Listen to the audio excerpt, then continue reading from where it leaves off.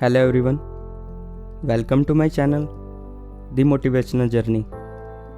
दोस्तों, आज की हमारी कहानी का शीर्षक है मन को वश में करने के लिए क्या करें। अगर आप इस कहानी के पीछे का तर्क समझ गए तो आपका मन काबू में हो सकता है। तो चलिए शुरू करते हैं। एक बार महात्मा बुद्ध किसी नगर से गुजर रहे थे। बुद्ध की नज़र एक कपड़े के व्यापारी पर पड़ी जो दुखी और हताश दिखाई दे रहा था। बुद्ध चलकर उसके पास गए और पूछा कि आप इतने उदास क्यों हो? अगर तुम मुझे अपनी चिंता का विषय बताओगे तो मैं तुम्हारी कुछ मदद कर सकता हूँ। कपड़े के व्यापारी ने बुद्ध को प्रणाम किया और उनको अंदर बुलाया। उस व्यापारी ने कहा, जब से मेरी पत्नी की मृत्यु हुई है तब से मेरे घर पर मेरे छोटे बेटे की देखभाल वाला कोई नहीं है, इसलिए मैं हमेशा इनको अपनी दुकान पर लेकर आ जाता हूँ। लेकिन मेरा बेटा मेरी दुकान पर आने वाले हर ग्राहक की पगड़ी उछालकर फेंक देता है। कभी कभी उनका झोला उठाकर बाहर फेंक देता है। मैंने इनको बहुत समझाया, डांटा, लेकिन यह नहीं समझता।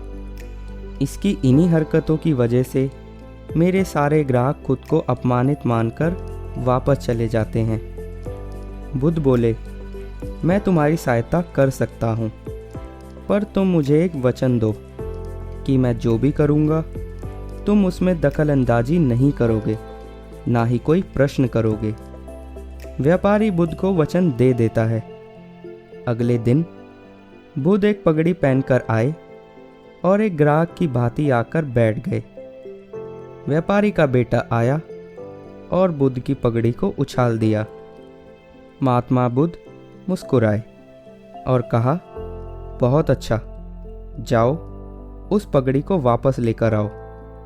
वह बच्चा दौड़कर गया और पगड़ी लाकर बुद्ध को दे दी। अगले दिन एक कुल्हाड़ी और एक लकड़ी लेकर आए।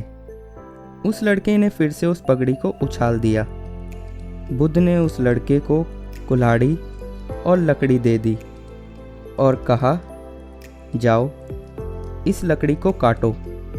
व्यापारी को थोड़ा सा डर लग रहा था कि कहीं उसके लड़के को चोट ना लग जाए, लेकिन उसको अपना वचन याद था। 7 दिन तक महात्मा बुद्ध कोई ना कोई नया काम लेकर आते और इस लड़के से करवाते। शीघ्र ही वह लड़का भूल गया कि उसको किसी की पगड़ी उछालनी है। व्यापारी बहुत खुश हो गया और बुद्ध को धन्यवाद दिया। मुझे पता है कि इस कहानी का और मन के वश का कोई विशेष संबंध नहीं है, लेकिन पहले आप इस तर्क को समझ लीजिए। अगर हम अपने मन को अपने हिसाब से काम नहीं करवाएंगे तो मन अपने हिसाब से काम करेगा। मन वश में हो सकता है यदि मन को हम अपने अनुसार चलाएं। मन 2 तरीके से काम करता है। पहला, मन अपने हिसाब से काम कर सकता है, या दूसरा, मन को हम अपने हिसाब से काम करवा सकते हैं। बुद्ध से मिलने से पहले उस लड़के का मन और दिमाग अपने हिसाब से अनियंत्रित रूप से काम कर रहा था, लेकिन बुद्ध ने उस लड़के को अपने अनुसार काम करवाया, जिससे उसकी आदत बदल गई। दोस्तों, इसी प्रकार आप अपने मन को कहीं और स्थित करके उसको काबू में कर सकते हो। बस शर्त है कि आप अपना ध्यान किसी अच्छे काम पर लगाएं। उम्मीद करता हूँ आपको ये स्टोरी पसंद आई होगी। मिलता हूँ आपसे एक और मोटिवेटेड स्टोरी के साथ। तब तक के लिए be positive, be motivated and stay safe. Good bye.